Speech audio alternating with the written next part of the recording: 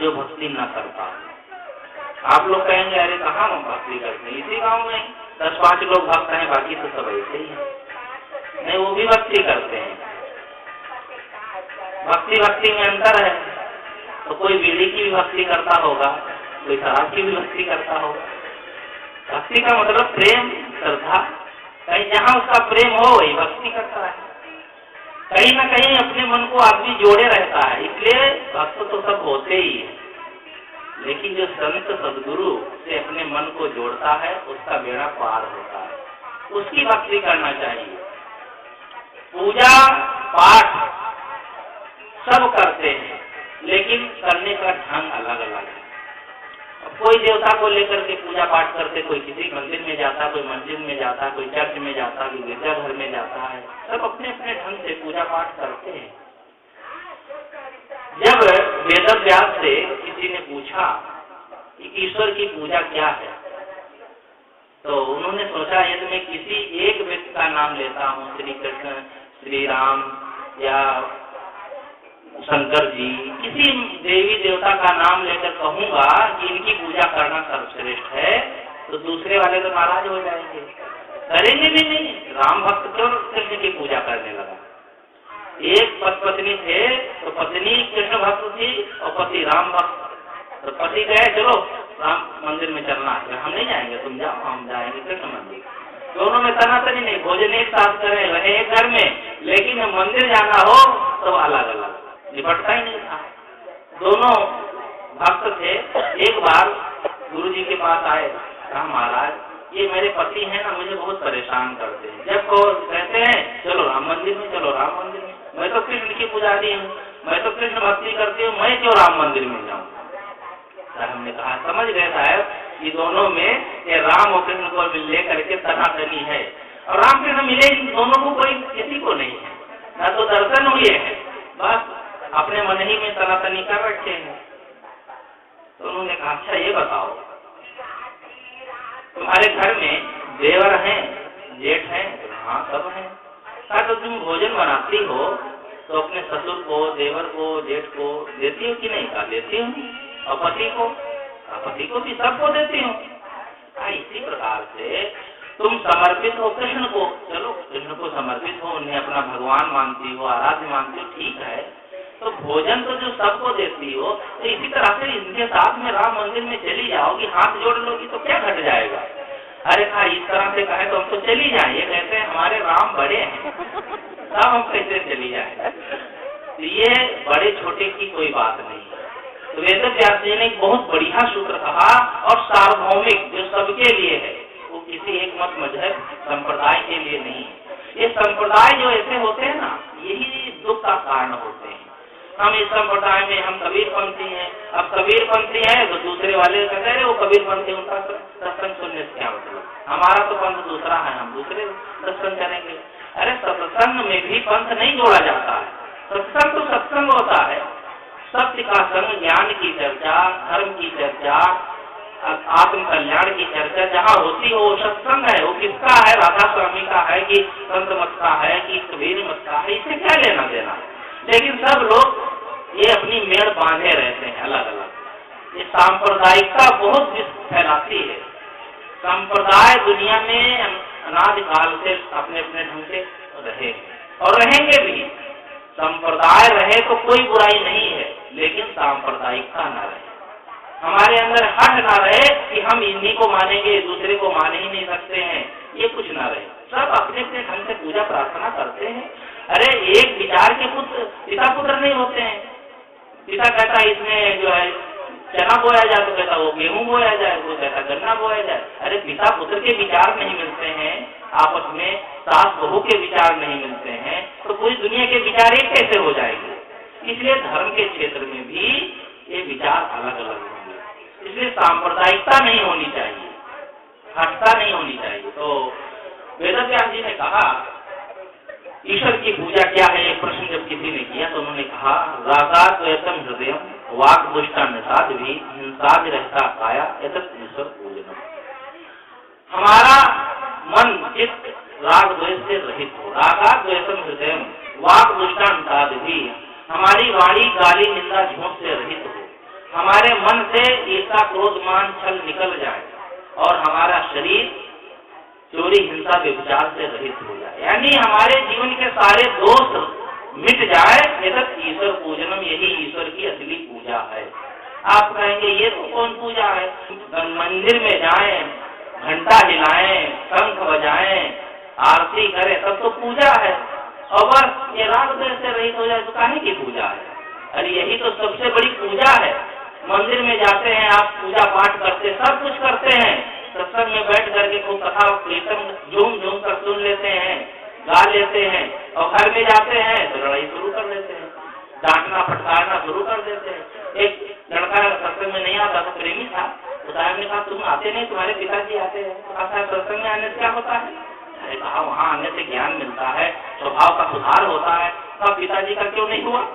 पिताजी का क्यों नहीं हुआ? हम तब पिताजी जब सत्संग से आते हैं तो तुरंत गाली देना शुरू करते हैं, अभी तक पड़वा बैठ बांधा है वो प्यारा नहीं डाले, ये नालायक तो पता नहीं कैसी कैसी गाली देते, हम तो साथ नहीं बोल पाते हैं, क्या सुधार हुआ? जब पिताजी का नहीं होता तो हम सोचते जब सत्संग में जाते हैं इनका सुधार नहीं होता हमारा क्या होगा, हम क्या करें जाकर के? ये कोई बात नहीं है। अब कोई अपना स्वभाव नहीं सुधारता है वो जाने, लेकिन ये तो निश्चित है कि सत्संग से सुधार होता है। हमारे जीवन के यदि दोष दूर हो जाए तो निश्चित है कि हमारे जीवन में सुधार होगा। आप अपने दोषों को दूर करके देखें तो, लेकिन आदमी ऐसा है कि दोषों को पाले रहता है, हमारे दोषों को कोई जान ना पाए। मान लो तो आपके फोड़ा हो जाए और डॉक्टर के पास जाए, छिपाए रहे भाई, फोड़ा को देख ना पाए तो डॉक्टर कैसे दवाई करेगा? उसको तो दिखाना पड़ेगा, बताना पड़ेगा, और डॉक्टर को भी उठा के नक्शा उसको फाड़ देना पड़ेगा और पूरा मवाद आपके निकाल देगा, तब ठीक होगा। थोड़ी देर तक जरूर होगा। इसी प्रकार से जितने नशे हैं कहते साहब छूटता नहीं। अरे एक दो दिन मेहनत करके देखो, वो बिल्कुल छूट सकता है। और एक दो दिन आपका कष्ट होगा, थोड़ी सी मेहनत पड़ेगी, उसके बाद सदा के लिए छुट्टी मिल जाएगी। लेकिन दृढ़ संकल्प हो, संकल्प दृढ़ नहीं होगा तो कभी जीवन में नहीं छूट सकता है। 50-50, 40-40 साल तक नशा करने वाले दृढ़ संकल्प कर लेते, एक दिन में छोड़ देते। बिहार में एक जगह कार्यक्रम था, तो वहाँ पर कार्यक्रम खत्म हुआ तो गुरुजी से निकले घूमने के लिए, तो गली में ही पतली गली थी, तो वहीं एक आदमी बैठा गांजा पी रहा, तो गुरुजी खड़े हो गए, 2-3 संत और थे साथ में। तो उन्होंने सोचा क्या धुआं थोड़ा कम हो जाए तो निकले। हम लोगों को धुआं ही नुकसान करने लगता है, कोई बीड़ी पीता भैया दूर चले जाओ। अब उनको नाराजगी तो होती है कि बाबा लोग जहाँ बैठने भी नहीं देते, बीड़ी भी नहीं पीने देते। और तो लोग देखे तो कहा भैया बंद करो, महाराज जी को निकल जाने दो। साहब ने कहा अरे भैया ये क्या पी रहे हो? महाराज गांजा। गांजा इससे क्या फायदा होता है? अब फायदा कुछ नहीं, आदत पड़ गई है। तुम्हारा क्या नाम है? मैंने कहा मेरा नाम राम अभिलाष। अरे कहा मेरा नाम तो अभिलाष है, तुम्हारा नाम राम अभिलाष, हमसे भी बड़ा नाम, मेरे नाम को भी बदनाम करते हो, ये गांजा पीते हो, लोग क्या कहेंगे? इसको छोड़ दो। अच्छा महाराज, आदमी के अंदर कुछ दृढ़ संकल्प होता है और संत पुरुषों को देख करके उसके अंदर कुछ और तरह के भाव होते हैं। 2 मिनट खड़े खड़े उसको समझाया, उसने कहा क्या ठीक है महाराज छोड़ देंगे। अब उस तय करके गुरु महाराज चले गए, तो सब हंसने लगे, कहा पता नहीं कितनी बार छोड़ चुका है, ये नहीं छोड़ेगा। लेकिन उसने उठाया फिल्म पटक दिया, हाँ पटकते रहो, फिर नई फिल्म मिल जाएगी बाजार में। साहब चले गए, कार्यक्रम खत्म हो गया। 2-3 महीना बाद उस गांव के लोग आए, साहब को याद आ गया भैया वो राम अभिलाष गांजा। अरे वो साहब ऐसा निकला कि वो 40 साल से पीता था, लेकिन आपसे पता नहीं क्या ऐसा मंत्र लग गया कि उसने जो जन्म पटकी तो लौट के छुआ ही नहीं, आज तक नहीं पिया। आदमी के समझ आ जाए तो अब वो न पढ़ा लिखा एक अक्षर, बिल्कुल ऐसे ही, और 2 मिनट उसमें वो बात समझ गया। यहाँ तो महीनों महीनों सालों सालों सुनते रहते हैं, सुने एक काम से दूसरे काम से निकाल दे, पंचों की बात सिर पर और खूंटा वही इधर पर, कहते रहो साहब क्या तो कहने ही है, साहब लोग कहें हम सुने बस ठीक है, बस बराबर, इससे काम नहीं चलेगा। जीवन के दोष निकालें, दूर करें। जब तक हम दोषों को दूर नहीं करेंगे, इसीलिए जब कोई जाते हैं संतों के पास तो कहते हैं साहब ये परेशानी है, अपने दुख दर्द को संतों के पास कहना चाहिए। तब आपके दुख दर्द दूर होंगे। लेकिन हम तो छिपाए रहते हैं, छिपाए रहेंगे तो कैसे दोष दूर होंगे, कैसे दुर्गुण से हम मुक्त होंगे। वो उदाहरण आप लोग सुने होंगे, एक आदमी था, शाम के समय अपने ससुराल को चला, चलते चलते पैदल अंधेला हो गया और उसको रतौंधी आती थी। तो अंधेले में तो ठीक से नहीं दिखता ना रतौंधी वाले को। तो जब पहुंचा गांव में तो अंदाजा तो लगा लिया ये हमारा ससुराल का मकान है, लेकिन दरवाजा खोज नहीं पाया तो पिछवाड़े पहुंच गया। वही टटोल रहा था छप्परों पर, तब तक उसका ताला निकला। अरे जीजा जी इधर क्या कर रहे हैं? अरे कहा कुछ नहीं, देख रहा हूँ छप्पर ऊपर ठीक से बनाए हो कि नहीं। अब उसको दिखाई नहीं देता था दरवाजा, छप्पर थोड़े तोड़ता, अब उसको दिखाई नहीं दे तो उन्होंने कहा कोई बात नहीं जीजा जी, सामने दरवाजा तो उधर है, चलो। पकड़ के ले गया, बैठा, भोजन वोजन बना। समाज आता है ना तो बढ़िया सेवा होती है, तो उसके लिए खीर पूड़ी सब्जी सब बनी। तो सब्जी पूड़ी तो खाने लगा और खीर रखी थी बगल में, उनके घर में बिल्ली पली थी, वो पास में आके बैठ गई। जब भगाया नहीं तो वो और निडर हो गई, पास में आके खीर खाने लगी। साथ में कहा अरे भैया खीर बिल्ली खा रही है, तुम भगाते भी नहीं। अरे कहा मैं सब देख रहा हूँ, अभी इसको मजा चखाऊंगा। वो खीर उठाकर साथ ले गई, दूसरी खीर लेने गई तो उसने सोचा कि फिर बिल्ली आ गई, निकाला एक पेड़ा जो बैठा था दे मारा, पैर था, का पैर तो कुचल गया। अब वो चिल्लाई अरे भैया मेरा पैर तोड़ डाला, अब क्या करे। अब ये कह भी नहीं सकता कि मैं देख नहीं पा रहा हूँ, अंधेरे में साफ दिखता नहीं था। किसी तरह खा पी करके जब बिस्तर पर लेटा तो सोचा रात का मामला, मेहमानों को बाहर बिस्तर पर लेटा देते हैं बरामदा में, अब तो कुछ थोड़ी और समझदारी हो गई है, कमरा होता है अंदर, नहीं तो बस वही जहाँ जानवर बांधे जाते थे वही किनारे मेहमानों को डाल देते थे। उनको रात में जरूरत क्या पड़ेगी, घर वालों को कोई मतलब नहीं, तो उनको भी बरामदा में कर दिए। तो उसने सोचा रात को पेशाब जाना होगा और यहाँ कुछ जाना बुझा तो है नहीं, और कहीं भूल गए अपनी खाट को तो कहाँ भटक जाएंगे, गाँव में कहाँ भटकते चले जाएंगे, तो कैसे आएंगे लौट करके। क्या करूं, तो उसे एक उपाय सूझा। सोचा कि एक जो खाट है ना इसकी अर्धावन तो रस्सी कसी रहती है, इसको अपनी कमर में बांध लेते हैं थोड़ी देर, अब चले जाएंगे और उसी सहारे चले आएंगे। तो उपाय तो बढ़िया सोचा, लेकिन जो ही मुड़ मुड़ाए तो वो ओले पड़ गए। कमर में बांधी अर्धावन और धीरे धीरे चला गया। जब आगे गया तो आगे कुआं था जिस पर ऊंची जगत नहीं थी और उसको ठीक से दिखता तो नहीं था, बस उसी तरह काम से जब कुएं में गिरा, क्योंकि खाट की अर्धावन कुएं में बनी थी तो खाट भी खड़बड़ खड़बड़ आकर के कुएं पर टिक गई और कुएं के अंदर आराम से गिर गया। अब रात में कौन देखे, और उसी पानी में खड़ा ठंडाया, पड़ा रहा रात भर, लेकिन चिल्लाया नहीं, बेइज्जती हो जाएगी, लोग क्या कहेंगे, कैसे गिर गए, पड़ा रहा। सुबह जब लोग उठे तो सामने ने कहा जीजा जी लगता है चले गए, लेकिन जीजा जी चले गए तो चले गए, लेकिन ये खाट बिस्तर कहाँ चला गया, तब मुझे खाट बिस्तर लेकर चले जाएंगे। तो देखा इधर उधर कहीं नहीं, तो देखा अरे वो खाट तो वहां पड़ी है, तो देखे तो खाट के नीचे लटक रहे हैं। अरे यहाँ कैसे? अरे कहा मैं क्या बताऊं, अपने सास के पेड़ा मार दिया, मुझे बड़ा अफसोस हुआ, मैं कुएं में कूद कर मर जाऊंगा, जितना नहीं रहूंगा। लोगों ने कहा ये क्या करते हैं आप, हो गया गलती हो जाती है, चलो निकलो। उनको किसी तरह से निकाला, उन्होंने कहा ऐसा जल्दी करो और मैं तुझे विदा करो, मैं जाता हूँ। विदाई कर दी, चले गए। लेकिन उन्होंने एक बार भी नहीं बताया कि मुझे ठीक से दिखाई नहीं देता है, ये दुर्गत तो सह लिया। अब इतनी दुर्गत सहने के बाद भी अपनी कमी अब बता देते तो कौन भेजते, अरे आंखें हैं कमजोर हो ही जाती हैं, कोई व्यवस्था कर देते, पास में किसी लेटा देते, कोई व्यवस्था हो जाती। लेकिन आदमी अपनी कमी बता नहीं सकता है, चाहे इतने तो कष्ट पहले, इसलिए अपनी कमियों को हम निकालें, दूर करें। कमियों को दूर करने का एक ही साधन है, वह है सत्संग। सत्संग के माध्यम से ही हमारे दुख दोष दूर होंगे, और इसके जो चिकित्सक हैं वो संत गुरुजन होते हैं। किसने कहा है, प्रिय बुद्धिमान हित चाहो तो सत्संग में जाना अच्छा है, प्रिय बुद्धिमान हित चाहो तो सत्संग में आना अच्छा है। यदि स्वास्थ्य गिरे वो यंत्र फेल तो मिस्त्री और वैद्य सुधारेंगे, यदि स्वास्थ्य गिरे वो यंत्र फेल तो मिस्त्री और वैद्य सुधारेंगे। यदि बिगड़ी बुद्धि तुम्हारी है तो गुरुदेव चिकित्सक अच्छा है। स्वास्थ्य खराब हो जाए किसी का तो डॉक्टर ठीक कर देगा, आपका मोबाइल और मोटरसाइकिल कुछ खराब हो जाए तो मिस्त्री ठीक कर देगा। लेकिन यदि हमारी बुद्धि ठीक खराब हो जाए तो उसके चिकित्सक जो डॉक्टर होते हैं वे संत गुरुजन होते हैं, दूसरा कोई नहीं। दुनिया में सब कॉलेज खुले हैं, इंस्टीट्यूट खुले हैं, सब तरह के भौतिक ज्ञान दिया जाता है, लेकिन अध्यात्म का ज्ञान और सागर से पार होने का ज्ञान कोई देने वाला नहीं। वो संत गुरुजन देते हैं और फ्री है, इसके लिए कोई शुल्क नहीं है, आपकी श्रद्धा ही शुल्क है। आप श्रद्धा से संतों की सेवा करते जो करते हैं बढ़िया। लेकिन अब देखो ये पूरी मेहनत करके राममूर्ति जी सारी व्यवस्था करके संतों को बुलाते ही हैं साल, और इसका लाभ दूसरे लोग लेते हैं। यह आप लोगों को लाभ दिलाने के लिए करते हैं, नहीं तो ये तो क्या चले जाते कहीं भी सत्संग सुन लेते, संतों से मिल लेते।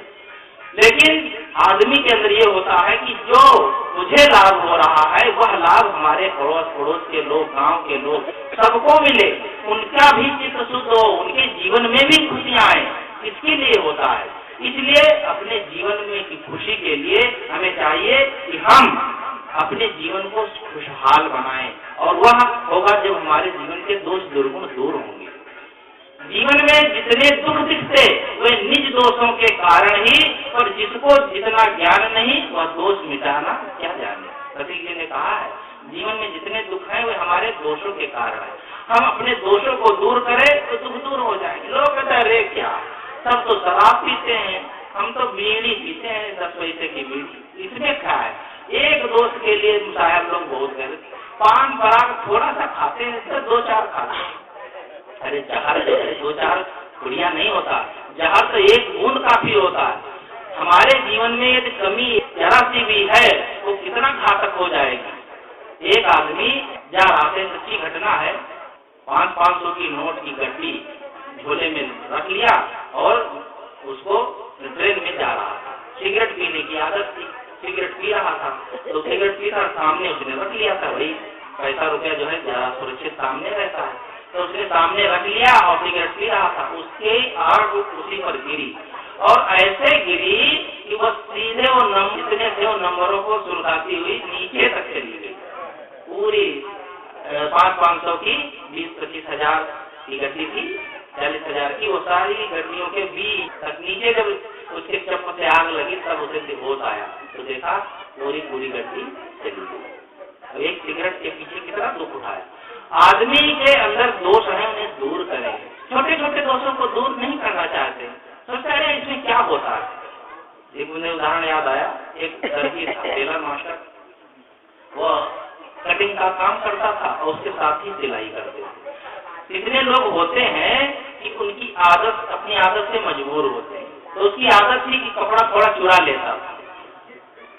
किसी का कपड़ा है भले इसका पैंट शर्ट खराब हो जाए लेकिन थोड़ा कपड़ा जरूर चुरा ले, अब उसकी आदत।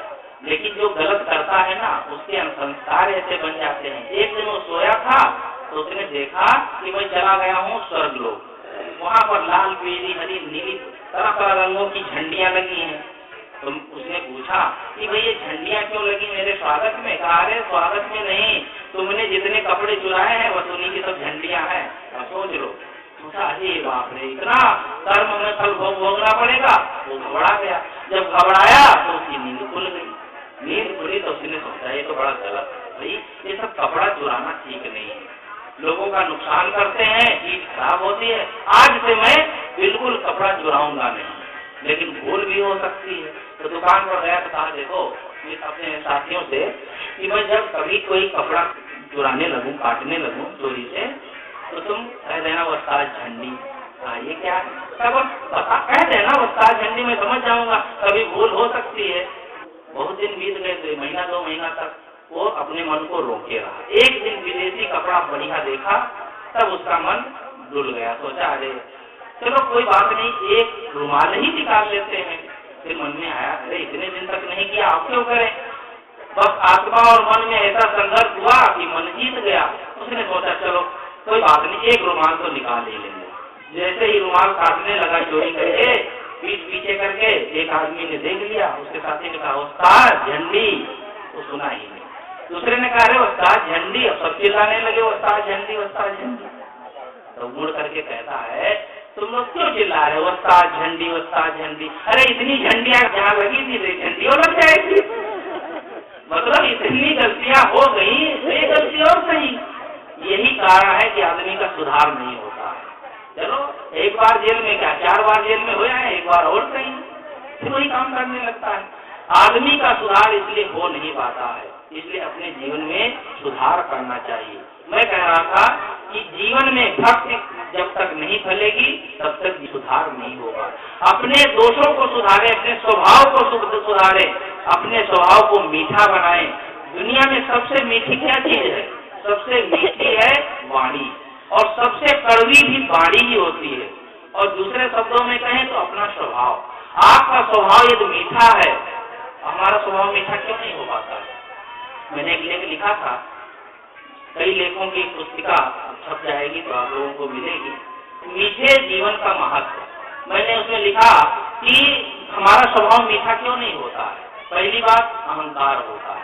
हम बड़े हैं, हम तो गुरु हैं, हम तो सास हैं, हम पिता हैं, वो तो मेरी बात क्यों ना माने? अरे बहू क्यों ना माने? हम सास हैं, अपना अहंकार होता है। एक भिखारी आया एक दरवाजे पर, तो उसने भीख मांगी, तो बहू निकल करके आई और थोड़ा सा दे दिया। भिखारी को कितना 1-2 पत्थर दे देते हैं, 100-200 ग्राम, तो दे दिया। उधर से सास आ गई तो उसने कहा ये वापस करो।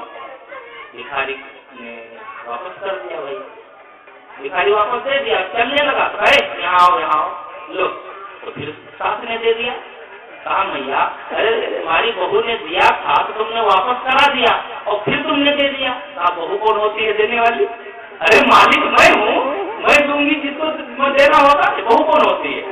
तो अहंकार होता है। बहू कह रहे बहू, अरे बहू कैसे कर सकती? मालिक तो मैं हूँ। इसी तरह पिता का सबका अपना अपना अहंकार होता है। ये अहंकार जो है हमको मीठा नहीं होने देता। उत्तेजना होती है तो भी मीठा नहीं, हम उत्तेजित हो जाते हैं थोड़ी थोड़ी बात में। किसी से गलती हो गई बस भड़क पड़े। कांच का गिलास 10 पैसे का टूटेगा, लेकिन भड़क पड़ेगा इतना कि महीना भर पिता पुत्र में बोलचाल नहीं होगी, इतनी उत्तेजना बढ़ जाती है। एक आदमी आया गुरु जी के पास इलाहाबाद में, गुरु जी 2 साल हो गए हैं हमारे बेटे से हमसे बातचीत नहीं। बेटा सर्विस करता है और ये कहीं घर में रहते हैं, जब बेटा आता है तो हम कमरे से बाहर चले जाते हैं, और 2 साल से अभी पिता और पुत्र में बातचीत नहीं हुई है। साहब ने कहा तुम लोग नरक में जी रहे हो क्या? अरे एक साथ रहते हो, कुछ नहीं बोलते हो? तो कहा कभी बहुत जरूरत होती तो लिख करके उसकी मेज पर रख देता हूँ, लेकिन बोल नहीं सकते ना वो बोलता है। अब बताओ ऐसा कोई जीवन है पिता पुत्र में बातचीत भी ना हो? इसलिए अपने जीवन को हम मीठा बनाएं, उत्तेजना रहित, अहंकार रहित। अहंकार उत्तेजना रहित हम रहेंगे तब हमारा जीवन मीठा होगा। इसलिए अपने जीवन में मिठास घोलें, और सब बातों पर फिर अगले सत्रों में चर्चा होगी।